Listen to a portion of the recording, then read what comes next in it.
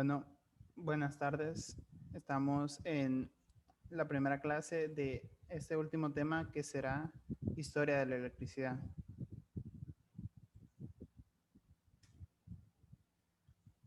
Origen de la electricidad.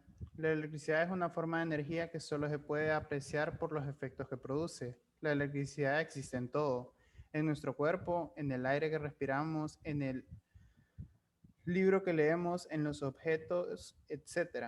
El estudio de la electricidad en reposo recibe el nombre de electrostática y el estudio de la electricidad en movimiento se llama electrodinámica. Concepto de electricidad. Esta palabra deriva del voz griego electrón, que significa ámbar. Toda sustancia se compone de pequeñísimas partículas denominadas átomos. Hablemos un poco de Tales de Mileto. En la antigüedad se le consideraba uno de los 7 sabios de Grecia. No se conserva ningún texto suyo. Es probable que no dejara ningún escrito tras su muerte. Desde el siglo V antes de Cristo. Se le atribuyen importantes aportaciones en el terreno de la filosofía, la matemática, la astronomía, la física, etc. Así como un activo papel como legislador en su ciudad natal. A menudo Tales era reconocido por romper con el uso de la mitología para explicar el mundo y el universo, cambiándolo en su lugar por explicaciones naturales mediante teorías e hipótesis naturalistas. Es considerado el iniciador de la especulación científica y filosofía griega y occidental.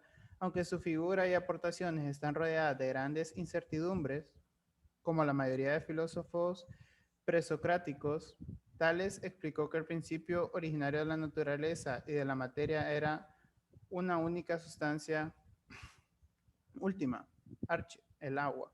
Aunque la tradición insistentemente le atribuyó a Tales el haber comenzado a usar el pensamiento deductivo aplicado a la geometría, no hay absolutamente ningún documento que respalde tal cosa, y tampoco se le puede adjudicar el desarrollo de los 2 teoremas geométricos que llevan su nombre.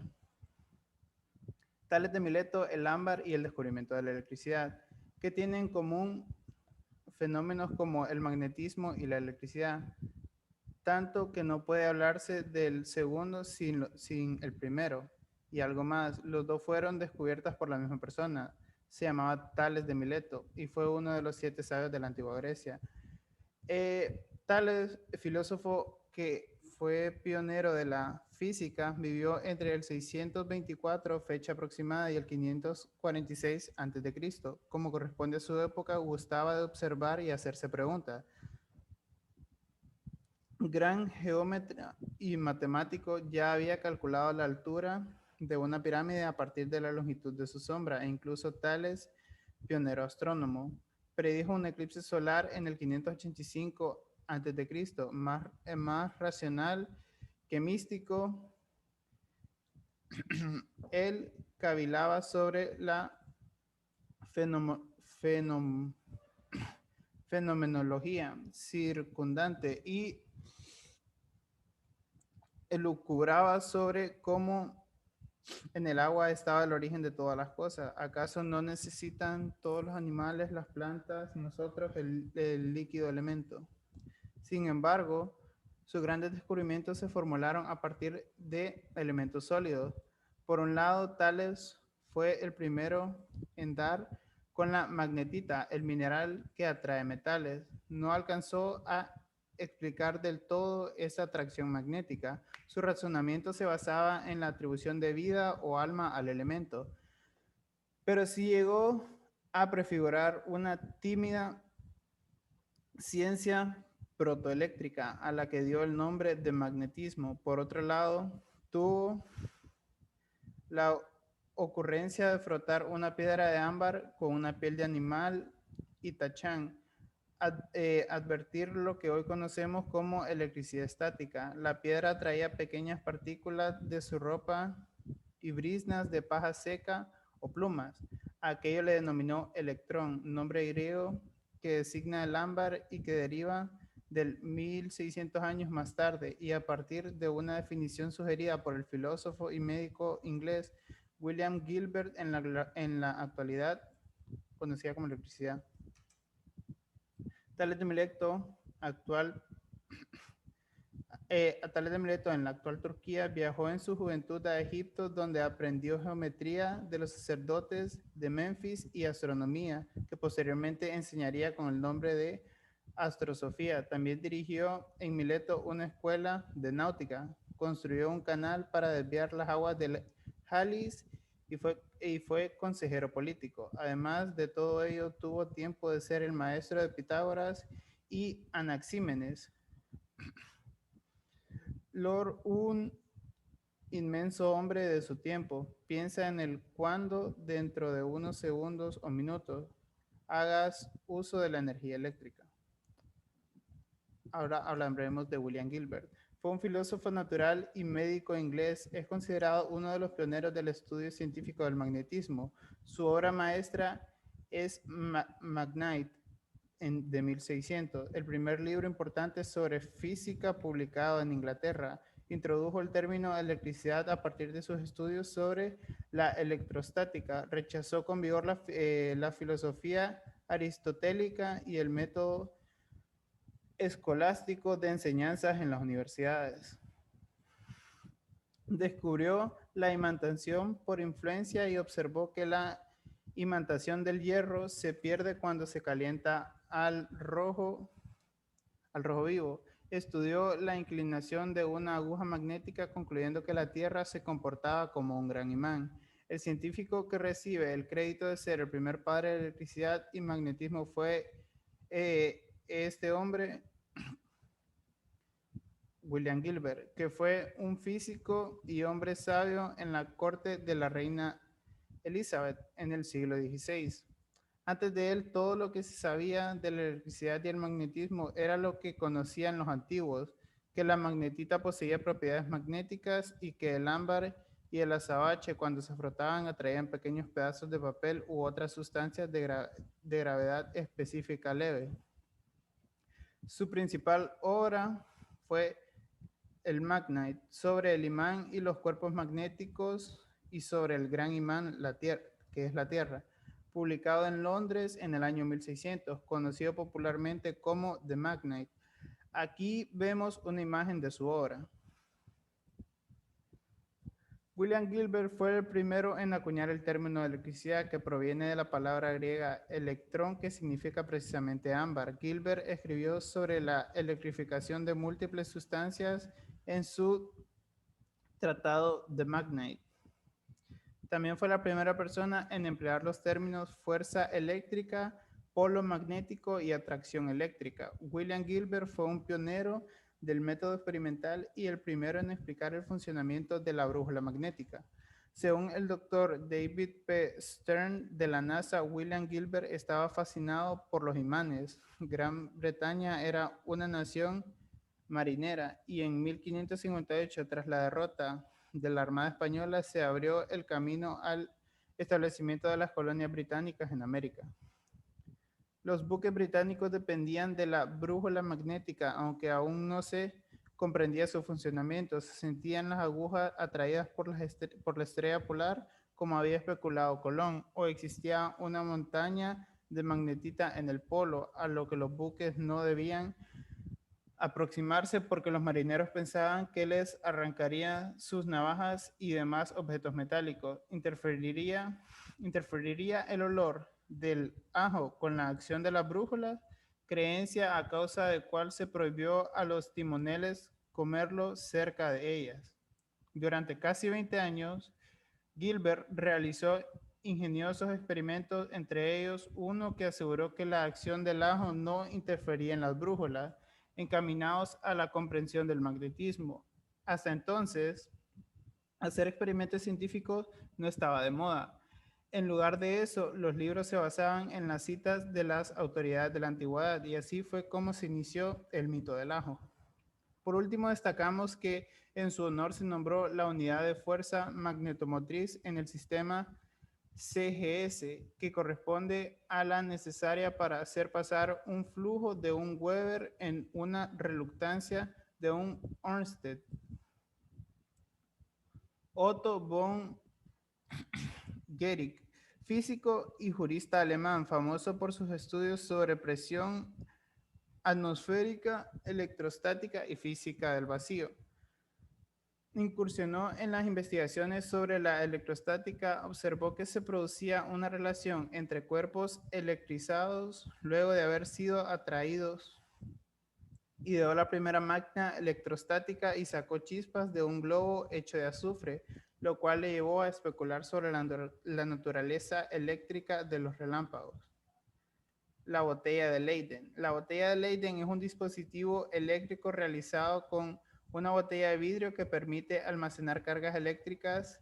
Históricamente, la botella de Leyden fue el primer tipo de condensador eléctrico. Fue creado independientemente por el científico alemán Georg von Kleist y por Peter van Musschenbroek. Este último neerlandés trabajaba en la Universidad de Leiden en 1746. Efectuó un experimento para comprobar si una botella llena de agua podía conservar cargas eléctricas. Esta botella consistía en un recipiente con un tapón, el cual le atravesaba una varilla metálica que quedaba sumergida en el líquido. La varilla tiene la forma de una esfera en la parte superior, al cual se le acerca un conductor cargado eléctricamente. Durante la experiencia, un asistente separó el conductor y recibió una fuerte descarga al aproximar su mano a la varilla. La botella de Leyden es un dispositivo que permite almacenar cargas eléctricas comportándose como un condensador. La varilla metálica y las hojas de estaño o aluminio conforman la armadura interna. La armadura externa está constituida por la capa que cubre la botella. La misma botella actúa como un material dieléctrico, o sea, aislante, entre las dos capas del condensador. El nombre de condensador proviene de las ideas del siglo XIX sobre la naturaleza de la carga eléctrica, que asimilaban esta a un fluido que podía almacenarse tras su condensación en un dispositivo adecuado como la botella de Leyden.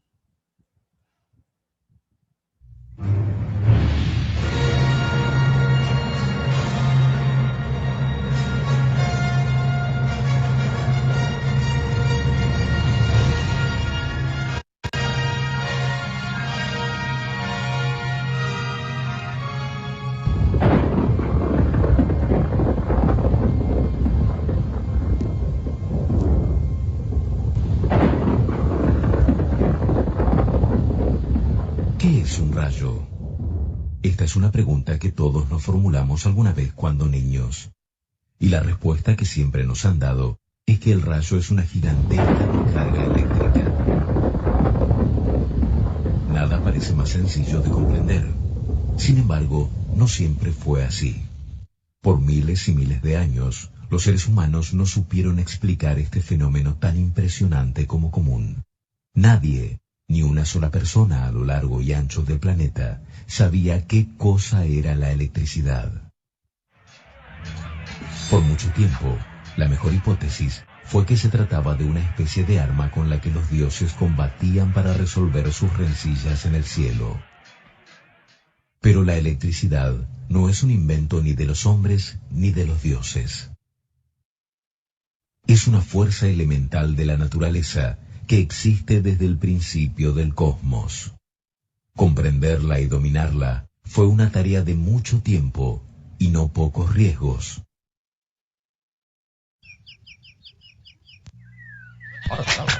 Los hombres primitivos tenían una gran curiosidad, pero los rayos eran demasiado peligrosos, capaces de partir un enorme árbol en dos o carbonizar a un animal en una fracción de segundo. Por fortuna, es posible analizar fenómenos eléctricos más simples. 600 años antes de Cristo, en la ciudad griega de Mileto, un hombre llamado Tales se ocupó de estudiar una forma de electricidad mucho más modesta que el rayo. Los griegos apreciaban mucho una piedra llamada ámbar, que en realidad es una resina de los árboles petrificada a lo largo de millones de años. En su idioma, el ámbar era conocido como electrón. Tales de Mileto notó que luego de frotar el ámbar con una piel o un lienzo, la piedra era capaz de atraer objetos livianos, como por ejemplo una pluma. A pesar de su aguda observación, Tales no podía pensar en ninguna explicación para esa propiedad del ámbar, salvo que se trataba de alguna forma de magia. Tuvieron que transcurrir 3 siglos hasta que otro filósofo griego descubriera que muchas sustancias, además del ámbar, eran capaces de atraer objetos livianos luego de ser frotadas. Se llamaba Teofrasto y escribió el primer tratado sobre electricidad, aunque sin darle ese nombre todavía, para explicar que esa curiosa propiedad se debía a una especie de alma o un espíritu que estaba escondido en ellas. Siguieron pasando los años, las décadas, las centurias, sin que nada pudiera aclarar el misterio. Entretanto, otros fenómenos llamaban la atención de los investigadores, como por ejemplo el magnetismo. Los imanes atraen a otros cuerpos metálicos. ¿Sería esta atracción similar a la del ámbar y la pluma? Hacia fines del siglo XVI, el inglés William Gilbert, en recuerdo del nombre griego del ámbar, electrón, llama por primera vez electricidad a esta fuerza y abre las puertas a un sinfín de descubrimientos. Muy pronto, inspirado en los estudios de Gilbert, el alemán Otto von Guericke inventa una máquina para generar electricidad estática frotando una esfera de azufre. Al disponer por fin de una fuente confiable de electricidad, los científicos comenzaron a estudiarla con mayor empeño, ávidos por descubrir sus secretos. Una de las cosas que más los preocupaba era cómo atrapar la electricidad. ¿Sería posible guardarla en algún tipo de recipiente? Pieter van Musschenbroek, un científico holandés, experimentaba en 1746 con una máquina de von Guericke conectada a una botella llena de agua que él sostenía en su mano. Intrigado porque nada sucedía, tocó el alambre con un dedo y recibió un terrible shock.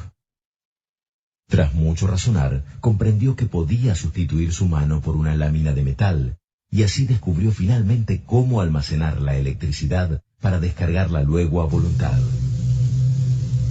Este artefacto fue llamado la botella de Leyden, en recuerdo de la ciudad holandesa donde vivía y trabajaba su inventor. Con la botella de Leyden y el generador de von Guericke, los científicos comenzaron a construir generadores cada vez más potentes, capaces de producir chispas de considerable longitud. A estas alturas, ya todos sospechaban que los rayos producidos en el laboratorio y los que se veían durante las tormentas eran la misma cosa. Pero, ¿cómo confirmarlo? Apenas 6 años después de la experiencia de Van Musschenbroek, el periodista, político y filósofo Benjamin Franklin realiza en América un histórico experimento. Remonta un barrilete en medio de una tormenta hasta que un rayo se descarga cerca de él. La energía viaja por el hilo, pasa a través de una llave de hierro y de allí a una botella de Leyden. De este modo, Franklin consigue demostrar científicamente que los rayos son un fenómeno eléctrico. Corría el año 1752 y los niños de todo el mundo por fin tuvieron su respuesta.